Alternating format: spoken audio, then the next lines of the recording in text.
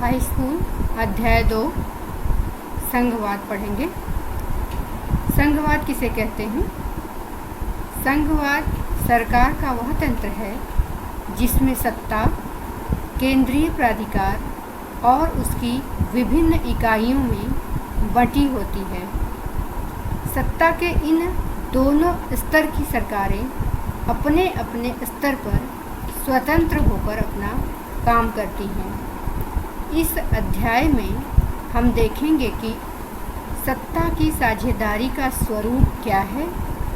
संघवाद को पढ़ने व समझने का उद्देश्य यह है कि हमें यह पता चल सके कि विश्व के किन किन देशों में संघवाद को अपनाया गया है और भारत में संघवाद किस प्रकार अपना कार्य कर रहा है।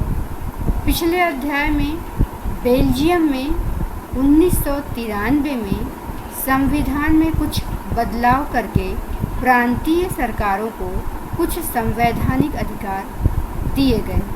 इस प्रकार बेल्जियम में एकात्मक शासन की जगह संघात्मक शासन प्रणाली अपनाई गई, जबकि श्रीलंका में अभी भी एकात्मक शासन है। अब संघीय शासन व्यवस्था और एकात्मक शासन व्यवस्था में मुख्य अंतर क्या है?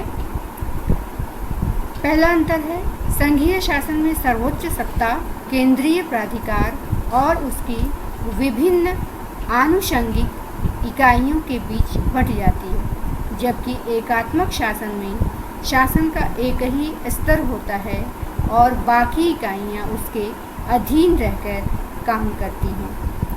दूसरा मुख्य अंतर यह है कि संघीय शासन व्यवस्था में एक सरकार पूरे देश के लिए होती है, जिसके पास राष्ट्रीय महत्व के विषय होते हैं। राज्य स्तर की सरकारें दैनिक कामकाज को देखती हैं। दोनों सरकारें अपने अपने स्तर पर स्वतंत्र होकर काम करती हैं, जबकि एकात्मक शासन व्यवस्था में केंद्रीय सरकार प्रांतीय या स्थानीय स्तर की सरकारों को आदेश दे सकती है। संघीय शासन की विशेषताएं क्या क्या होती हैं? पहली विशेषता है, संघीय शासन में 2 या अधिक स्तरों वाली सरकारें होती हैं। दूसरी विशेषता, अलग अलग स्तर की सरकारें एक ही नागरिक समूह पर शासन करती हैं, परंतु कानून बनाने, कर वसूल करने और प्रशासन का उनका अपना अपना प्राधिकार होता है। तीसरी विशेषता है, अधिकारों का बंटवारा संविधान में लिखित रूप में होता है। चौथी विशेषता है, मौलिक अधिकारों को एक स्तर की सरकार अकेले नहीं बदल सकती, दूसरे स्तर के सरकारों की सहमति की आवश्यकता पड़ती है। सभी स्तरों की सरकारों के बीच विवाद की स्थिति में सर्वोच्च न्यायालय निर्णायक की भूमिका निभाता है। पांचवी विशेषता, सर्वोच्च न्यायालय को संविधान और विभिन्न स्तरों के सरकारों के अधिकारों की व्याख्या का अधिकार होता है। विवाद की स्थिति में भी सर्वोच्च न्यायालय निर्णायक की भूमिका का निर्वहन करता है। छठी विशेषता है, विभिन्न स्तर की सरकारों के बीच राजस्व के अलग अलग स्रोत निर्धारित किए गए हैं। राजस्व से तात्पर्य टैक्स लेने से है। अब संघीय शासन व्यवस्था जो होती है उसके 2 उद्देश्य होते हैं। सबसे पहला उद्देश्य है देश की एकता की सुरक्षा का उद्देश्य। दूसरा है क्षेत्रीय विविधताओं का पूरा सम्मान करना। आदर्श संघीय व्यवस्था में 2 प्रमुख पक्ष होते हैं। पहला पक्ष होता है आपसी भरोसा, अर्थात राज्यों को ये भरोसा होना चाहिए कि जो केंद्र सरकार है जो उनके ऊपर शासन करेगी वह उचित शासन करेगी। दूसरा पक्ष है साथ रहने की सहमति।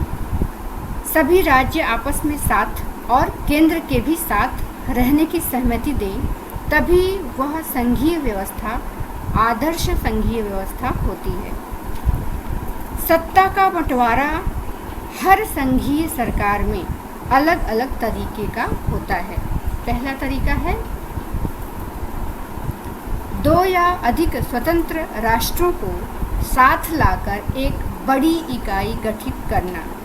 इसमें दोनों स्वतंत्र राष्ट्र अपनी संप्रभुता को साथ रखते हैं, अपनी अलग अलग पहचान को भी बनाए रखते हैं, जैसे अमेरिका की संघीय व्यवस्था, स्विट्जरलैंड की संघीय व्यवस्था और ऑस्ट्रेलिया की संघीय व्यवस्था।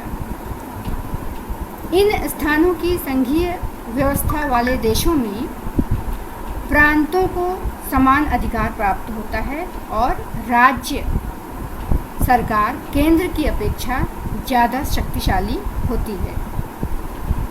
दूसरा तरीका है संघीय शासन व्यवस्था वाले देश अपनी आंतरिक विविधताओं को ध्यान में रखकर राज्यों का गठन करते हैं, फिर राज्य व केंद्र के बीच शक्तियों का बंटवारा करते हैं।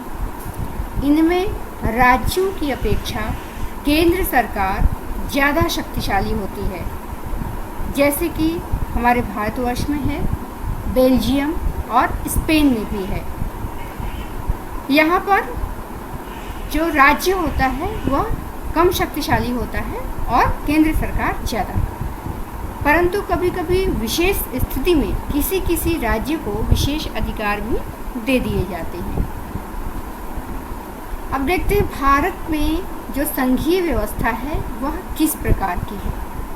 भारतीय संविधान ने भारत को राज्यों का संघ घोषित किया है, अर्थात राज्यों से मिलकर बना हुआ संघ। भारतीय संघ का गठन संघीय शासन व्यवस्था के सिद्धांत पर हुआ है। संविधान में स्पष्ट रूप से केंद्र व राज्य सरकारों के बीच विधायी अधिकारों को 3 भागों में बांटा गया है: संघ सूची, राज्य सूची और समवर्ती सूची। संघ सूची के अंतर्गत प्रतिरक्षा संबंधी मामले, विदेशी मामले, बैंकिंग, संचार, मुद्रा जैसे राष्ट्रीय महत्व के विषयों पर केंद्र सरकार को कानून बनाने का अधिकार है, क्योंकि इन मामलों में पूरे देश में एक तरह की नीति को बनाने की आवश्यकता होती है। राज्य सूची के विषयों में राज्य सरकार को कानून बनाने का अधिकार होता है। इसके अंतर्गत पुलिस, व्यापार, वाणिज्य, कृषि और सिंचाई जैसे क्षेत्रीय महत्व के विषय रहते हैं, परंतु आवश्यकता पड़ने पर विशेष स्थिति में केंद्र सरकार इसमें सहयोग कर सकती है। तीसरा है समवर्ती सूची। इसके अंतर्गत शिक्षा, वन, मजदूर संघ, विवाह, गोद लेना, उत्तराधिकार जैसे विषयों पर दोनों को कानून बनाने का अधिकार रहता है। दोनों से तात्पर्य राज्य और केंद्र सरकारों से है, लेकिन टकराव की स्थिति में केंद्र सरकार ही कानून बनाएगी। एक अन्य विषय भी संविधान में लिखा हुआ है, अवशिष्ट विषय। जैसे जो विषय केंद्र सूची में, राज्य सूची में, समवर्ती सूची में नहीं है, वो विषय केंद्र के पास रहेंगे। उदाहरण के लिए कंप्यूटर सॉफ्टवेयर संबंधी विषय, जो कि संविधान बनने के समय नहीं था, ये नया विषय आकर जुड़ गया है। भारत में सभी राज्यों को बराबर अधिकार प्राप्त नहीं है। उदाहरण के लिए जम्मू कश्मीर में अनुच्छेद 370 की व्यवस्था है, परंतु वर्तमान में अभी 370 में से 35A की समाप्ति हो गई है। तो इसलिए अब जम्मू कश्मीर अन्य राज्यों के के समान हो गया है, थोड़ा सा विशेष अधिकार प्राप्त है। कई राज्यों को कम अधिकार प्राप्त होता है, जैसे चंडीगढ़, लक्षद्वीप समूह राज्य, जो अपने आकार के चलते स्वतंत्र राज्य नहीं बन सकते। इन्हें राज्यों वाले अधिकार प्राप्त नहीं हैं। इनका शासन चलाने का विशेष अधिकार केंद्र सरकार को है, इसीलिए ये केंद्र शासित प्रदेश कहे जाते हैं। अकेले संसद कभी भी संविधान में संशोधन नहीं कर सकती है।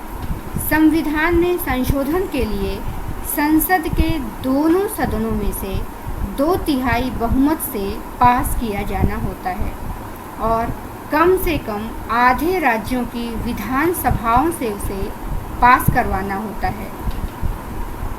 शक्तियों के बंटवारे में विवाद की स्थिति होने पर निर्णय उच्च न्यायालय या सर्वोच्च न्यायालय में ही होता है। केंद्र व राज्य सरकारों को कर लगाने और संसाधन जमा करने के भी अधिकार प्राप्त हैं। अब देखते हैं भारत में जो संघीय व्यवस्था है वह किस प्रकार से काम करती है स्वतंत्रता के पश्चात से। 1947 के भारत में स्वतंत्रता से पूर्व मद्रास राज्य थे, बम्बई राज्य था, मैसूर राज्य था, हैदराबाद राज्य था और राजपूताना, ये सब राज्य या प्रांत थे अलग अलग। 15 अगस्त 1947 के पश्चात भाषाई और संस्कृति के आधार पर नए राज्यों को बनाया गया। इस प्रकार नए राज्य बने और पुराने राज्य समाप्त हो गए। नए भाषाई राज्य कौन कौन से बने हैं? भाषा के आधार पर प्रांतों को गठित करना हमारे देश की लोकतांत्रिक राजनीति के लिए बहुत ही चुनौतीपूर्ण था। 1950 के दशक में भारत के कई पुराने राज्यों की सीमाएं बदली। इसके बाद अन्य राज्यों का गठन भाषा के आधार पर ही नहीं बल्कि संस्कृति, भूगोल अथवा जातीयताओं की विभिन्नताओं को रेखांकित करने और उन्हें आदर देने के लिए भी किया गया। उदाहरण के लिए नागालैंड, उत्तराखंड, झारखंड, इन सभी को इनकी संस्कृति और भौगोलिक एकता के आधार पर अलग राज्य बनाया गया। कई राष्ट्रीय नेताओं को इस बात का डर था कि भाषा के आधार पर राज्यों के गठन से कहीं देश टूट तो नहीं जाएगा, परंतु अनुभव यह बताता है कि भाषावार राज्य बनाने से देश ज़्यादा एकीकृत और मजबूत हुआ। प्रशासन भी पहले की अपेक्षा कहीं ज़्यादा सुविधाजनक हो गया। भारत की भाषा नीति क्या है? हमारे संविधान में किसी एक भाषा को राष्ट्रभाषा का स्थान नहीं दिया गया है। हिंदी को राजभाषा माना गया, परंतु हिंदी सिर्फ 40% भारतीयों की मातृभाषा है, इसीलिए दूसरे भाषाओं के संरक्षण के लिए भी दूसरे उपाय किए गए हैं। संविधान में हिंदी के अलावा 21 भाषाओं को अनुसूचित भाषा का स्थान दिया गया है। भारतीय संविधान के अनुसूचित में उसको 21 भाषाओं को रखा गया है। केंद्र सरकार के किसी पद का उम्मीदवार 22 भाषाओं में से किसी भी भाषा में परीक्षा दे सकता है, बशर्ते उम्मीदवार इसको विकल्प के रूप में चुने। भारत के राज्यों की अपनी अपनी राजभाषाएं हैं और राज्यों का अधिकांश काम अपनी राजभाषा में ही होता है। संविधान के अनुसार सरकारी कामकाज की भाषा के तौर पर अंग्रेजी का प्रयोग 1965 में बंद हो जाना चाहिए था, परंतु अनेक गैर हिंदी भाषी प्रदेशों ने यह मांग की कि अंग्रेजी का प्रयोग जारी रखा जाए। केंद्र सरकार ने हिंदी के साथ साथ अंग्रेजी को राजकीय कामों में प्रयोग की अनुमति देकर इस विवाद को सुलझाया। राजभाषा के रूप में हिंदी को बढ़ावा देने का यह अर्थ नहीं है कि केंद्र सरकार उन राज्यों पर भी हिंदी को थोप दे जहाँ के लोग हिंदी नहीं बोलते हैं। अब है केंद्र राज्य संबंध। भारत में केंद्र सरकार का और राज्य सरकार के बीच कैसे संबंध रहे हैं, इसको देखते हैं। बहुत समय तक भारत में केंद्र व राज्यों में एक ही दल का शासन रहा है। जब भी केंद्र और राज्य में अलग अलग दलों की सरकारें रहीं, तो केंद्र सरकार ने राज्यों के अधिकारों की अनदेखी करने की कोशिश की है। अक्सर संवैधानिक प्रावधानों का दुरुपयोग करके विपक्षी दलों की सरकारों को केंद्र सरकार भंग कर देती थी। 1990 के बाद से यह स्थिति बदली और अनेक राज्यों में क्षेत्रीय दलों का उदय हुआ और केंद्र में गठबंधन सरकार की शुरुआत भी हुई। गठबंधन सरकार के कारण सत्ता में साझेदारी और राज्य सरकारों की स्वायत्तता का आदर करने की नई संस्कृति का जन्म हुआ। भारत में विकेंद्रीकरण किस प्रकार किया गया है? भारत में सत्ता की साझेदारी 3 स्तरों पर काम करती है, जो कि वर्तमान समय में भी है। मूल संविधान में केवल केंद्र और राज्य स्तर पर ही शक्तियों का विभाजन किया गया था, परंतु 1980 के दशक में केंद्र व राज्य सरकारों से शक्तियां लेकर स्थानीय सरकारों को शक्तियां दी गई। इसे ही शक्ति का विकेंद्रीकरण कहते हैं। विकेंद्रीकरण के पीछे की आधारभूत धारणा यह है कि अनेक समस्याओं का निपटारा स्थानीय स्तर पर अच्छे ढंग से किया जा सकता है। लोग अपने क्षेत्र की समस्याओं को अच्छी तरह से समझते हैं और उन्हें इस बात की भी जानकारी होती है कि पैसे को कहाँ और किस तरीके से खर्च करना है। सभी राज्यों में ग्राम पंचायतों और नगर पालिकाओं की स्थापना की गई है। इन्हें राज्य सरकारों के सीधे नियंत्रण में रखा गया है।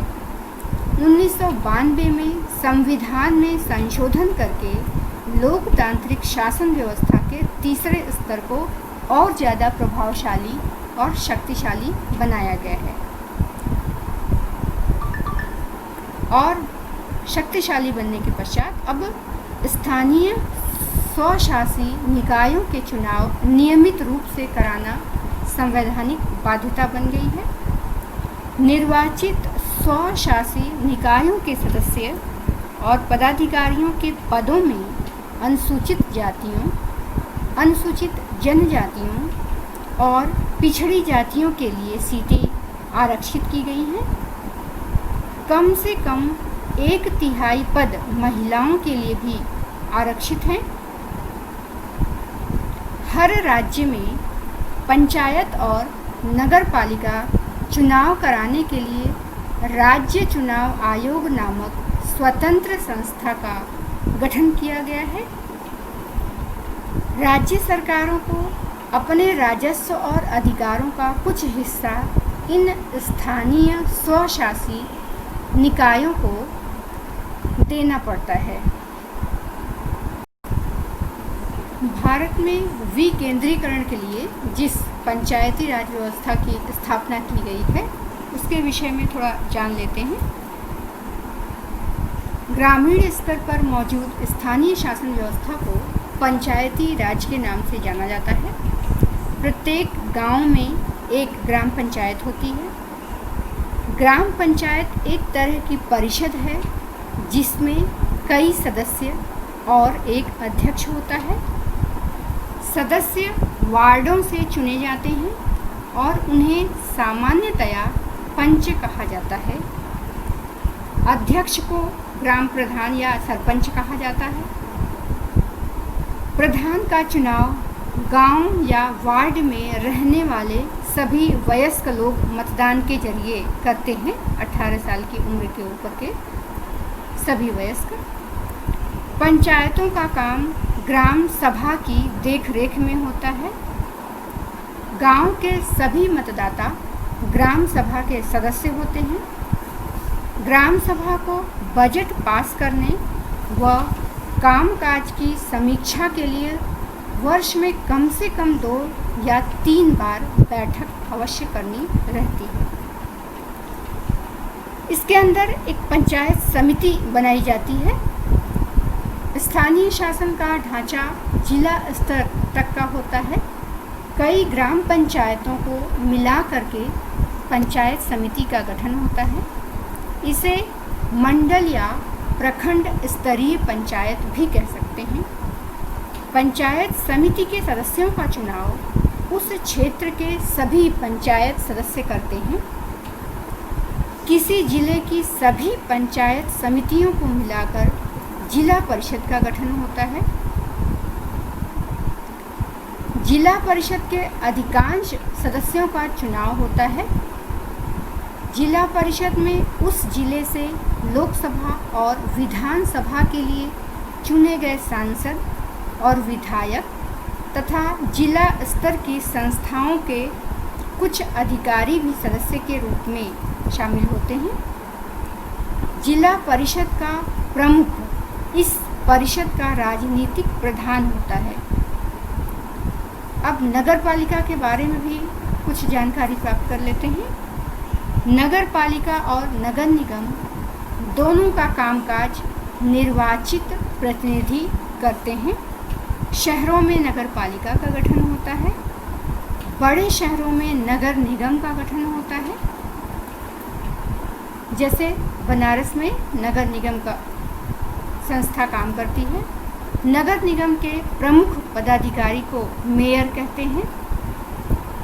स्थानीय सरकारों की यह नई व्यवस्था दुनिया में लोकतंत्र का अब तक का सबसे बड़ा प्रयोग है।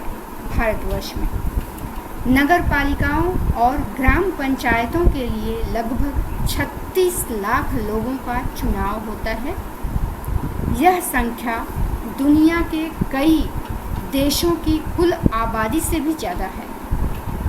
पंचायतों के चुनाव तो नियमित होते हैं और लोग बड़े ही उत्साह से वोट भी डालते जाते हैं, परंतु ग्राम सभाओं की जो बैठकें होती हैं वह आज भी नियमित रूप से नहीं हो पा रही हैं। अधिकांश राज्य सरकारों ने स्थानीय सरकारों को पर्याप्त अधिकार भी अभी तक नहीं दिए हुए हैं, परंतु ये जो विकेंद्रीकरण की व्यवस्था है दिन प्रतिदिन इसमें संशोधन होकर के अच्छी व्यवस्था होती जा रही है भारतवर्ष में।